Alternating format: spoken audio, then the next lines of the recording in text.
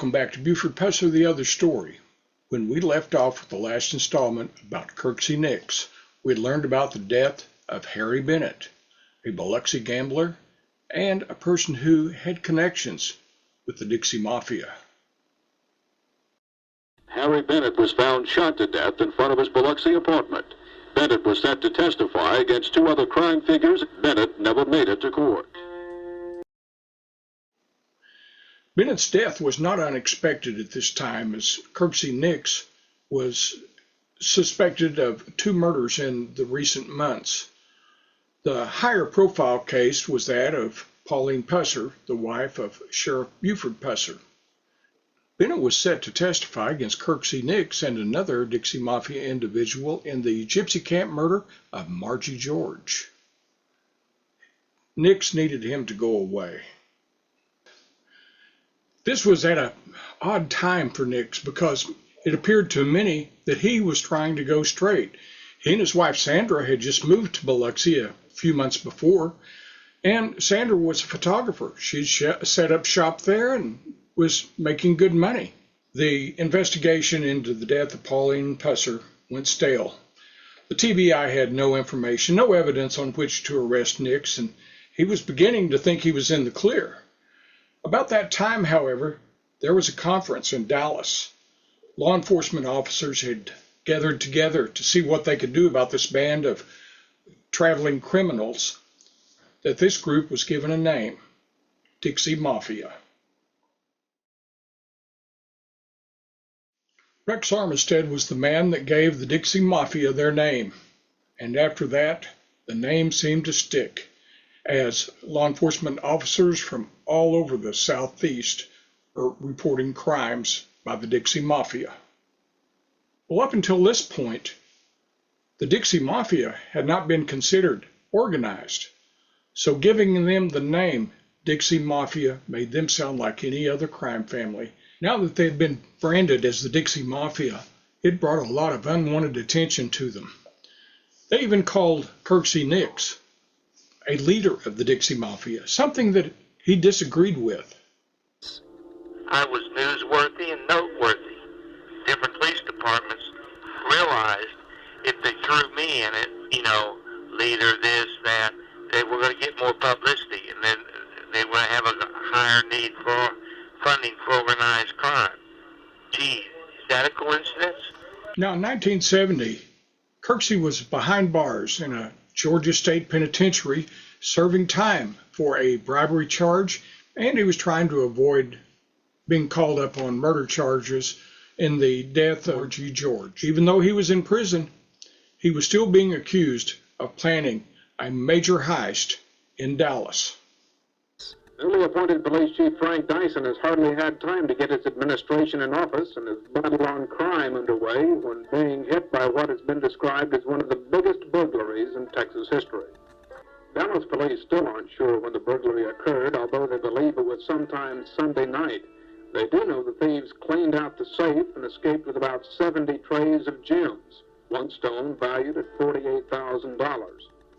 Now, while Nix didn't participate in the actual burglary itself, he did claim he got his cut because the Dixie Mafia that were involved in the event used his tools. I really don't want to go too much into it because the other people are presumably still alive, but they have been working on the system, and they've had some of my equipment. I know about it, and I know the people, and I may know a little more than that about it. I got a courtesy play from it. Now, Nix got out of prison during the summer of 1970, but it wouldn't be long until he was back in action. On October 17th, 1970, Nix and 7 other Dixie Mafia members robbed a private party after the Muhammad Ali-Jerry Quarry fight in Atlanta. The hundreds of partygoers were at a private residence, taken to the basement, and robbed of all their cash and jewels. The take was about $200,000. That would be about $1.5 million in today's money. That was just a couple of months after I got out. nobody wanted to say what the real figures were. You know, people that lost what they lost. I made over $100,000. I can only imagine how much money was in that house after a fight like the heavyweight bout between Muhammad Ali and Jerry Quarry. Now, as I said earlier, Nix had given the impression to some people that he was about to go straight. He even said that his wife Sandra, a photographer, was making good money at that time. And we were doing a couple a week, and she was making anywhere from $1,000 to $1,400 a shop, which was pretty good back then. Now, while Sandra was doing well in the studio photography business, Kirksey had bought into a garbage collection service. And he had also bought into or was investing in a casino in the Galapagos Islands and was making several trips down to Ecuador to arrange financing and all this. You would think that they would have been happy with that. Empty dumpster garbage disposal, you know, you drop the canisters off and the trucks pick them up and stuff. You know, I'd been making trips to Ecuador, and I had a pretty significant amount of money. Now, you would think that Kirksey Nix would try to stay out of trouble since all this new heat is coming down on both he and the Dixie Mafia. But that wasn't the case. First thing you know, he would be in New Orleans and with a group of other home invasion at the home of Frank Corso, a New Orleans grocery executive. Be sure and subscribe and hit that bell so that you'll get notifications of new videos when they're released.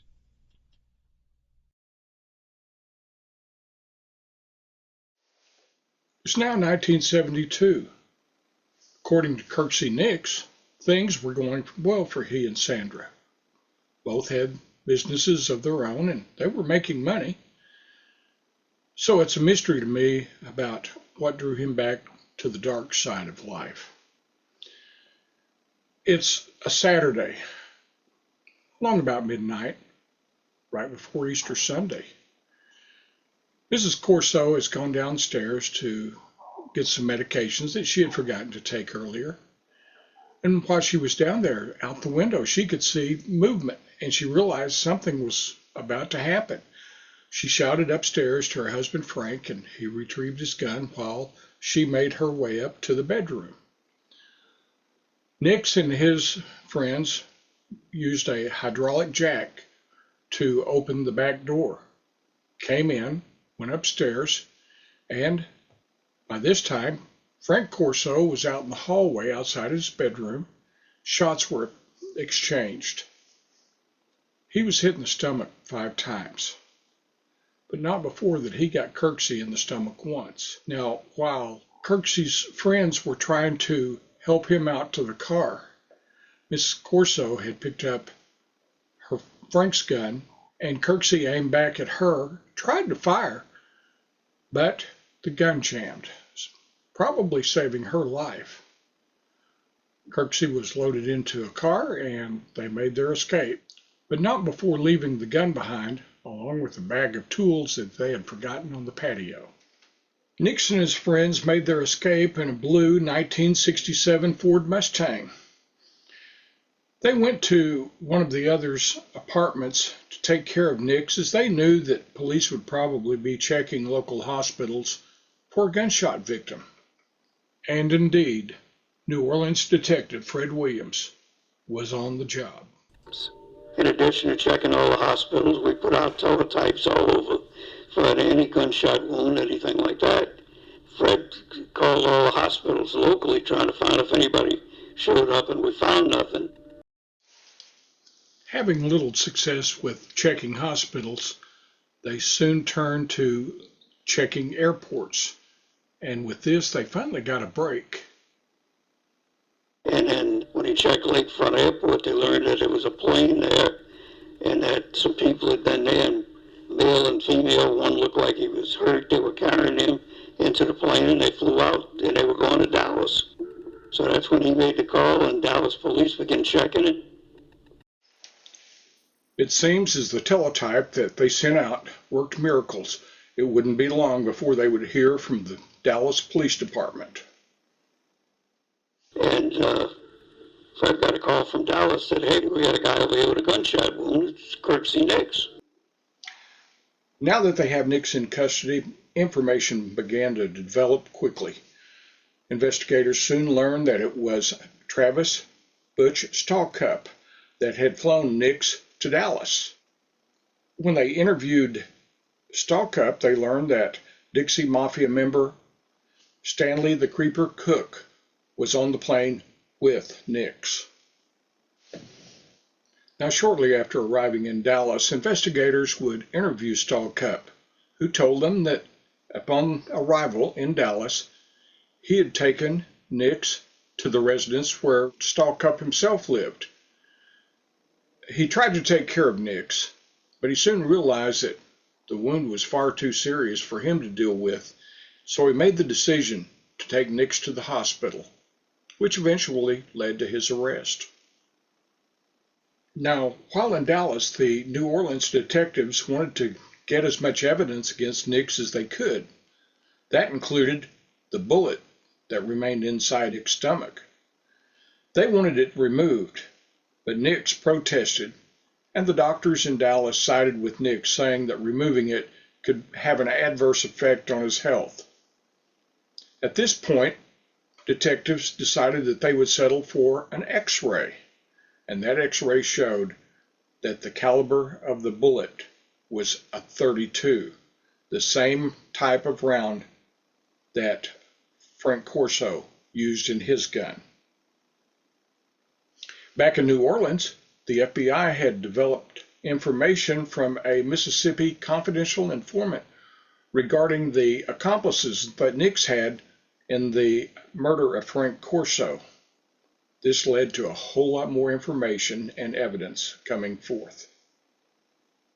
We were trying to identify the other people involved, and an FBI agent called us and said they had an informant in Jackson, Mississippi, and he provided the names of Peter Muley, Kirksey Nix, John Fulford, and James Knight as being involved in the robbery.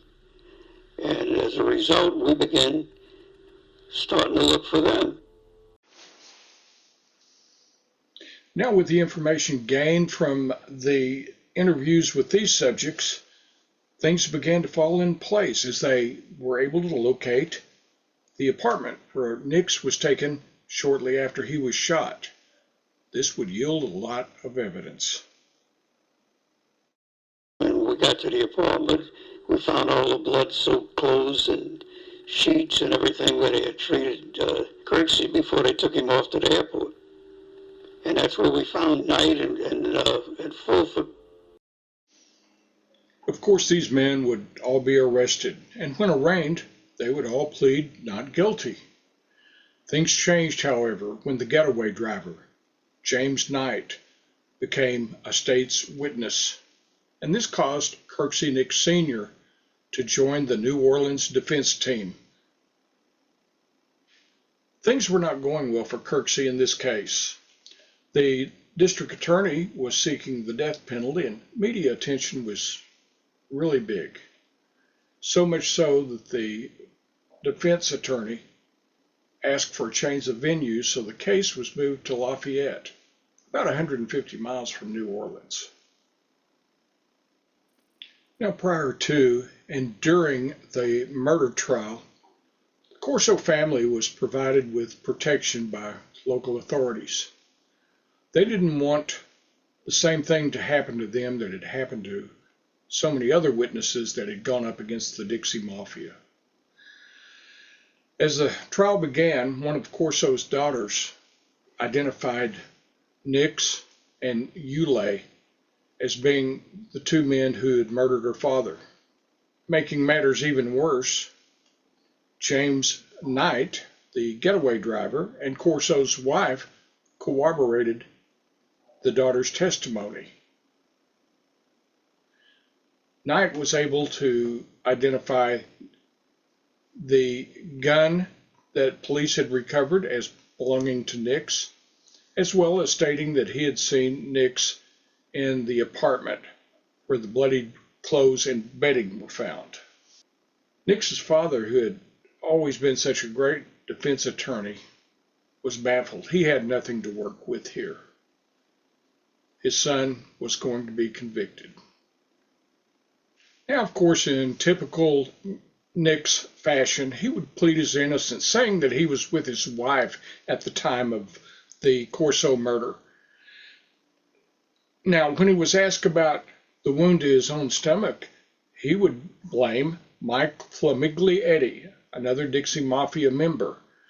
He said that they had gotten into an argument over money owed to him and that Flamiglietti had shot him.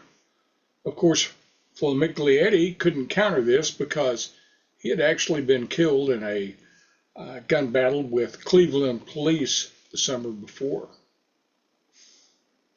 Now, of course, Nix would give testimony that the reason that he fled New Orleans was because he knew police would check hospitals. And if they found him there with a wound to his stomach, that they would accuse him of the Corso murder. Of course, he also said that he didn't need Corso's money, that he was well off. He had been making a good living. So why get involved in the murder of Frank Corso? The day of the Corso thing, I went and picked up a new 1971 Eldorado convertible for I paid $9,300 for. But my point being, the last thing that I needed to do was be involved in a home invasion, I don't know, 8 or 10 blocks from my house. And I certainly didn't need to go down the street 4 deep to get some small amount of jewelry. Of course, the district attorney would counter Kirksey's testimony with a map police had found under Nix's bed. The map had the route marked in black from his apartment to the Corso residence and a black X marking the spot exactly where the Corsos lived. Now, of course, Nix would say that the police had planted the map there to use as evidence against him in his trial. On March 10th, 1972, after just 2.5 hours of deliberation, the jury returned its verdict. They had found Kirksey guilty of the murder of Frank Corso. Just a week later, he was sentenced to life in prison at hard labor at the state penitentiary at Angola. Now, it should be noted that during his trial, Kirksey's wife Sandra was killed in an auto accident. Also, like so many of the others in connection with the Pusser legend, Kirksey's story doesn't end here. We'll move on to the rest of it this next week. Until then, just remember, truth has no agenda.